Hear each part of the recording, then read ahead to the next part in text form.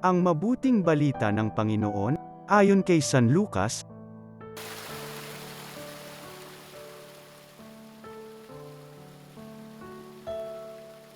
Noong panahong iyon, samantalang naglalakad sina Jesus at ang kanyang mga alagad, may taong nagsabi kay Jesus, "Susunod po ako sa inyo kahit saan." Sumagot si Jesus, "May lungga ang asong gubat at may pugad ang ibon, ngunit ang anak ng tao'y wala man lamang matulugan o mapagpahingahan." Sinabi ni Jesus sa isa, "Sumunod ka sa akin." Ngunit sumagot ang tao, "Panginoon, hayaan po muna ninyo akong umuwi upang ipalibing ang akin ama." Sinabi ni Jesus sa kanya, "Ipaubaya mo na sa mga patay ang paglilibing ng kanilang mga patay.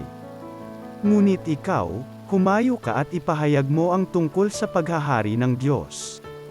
Sinabi naman ng isa, "Susunod po ako sa inyo, Panginoon, ngunit magpapalam muna ako sa aking mga kasambahay." Sinabi sa kanya ni Jesus, "Ang sinumang nag-aararo at palaging lumilingon ay hindi karapat-dapat sa paghahari ng Diyos." Ang mabuting balita ng Panginoon.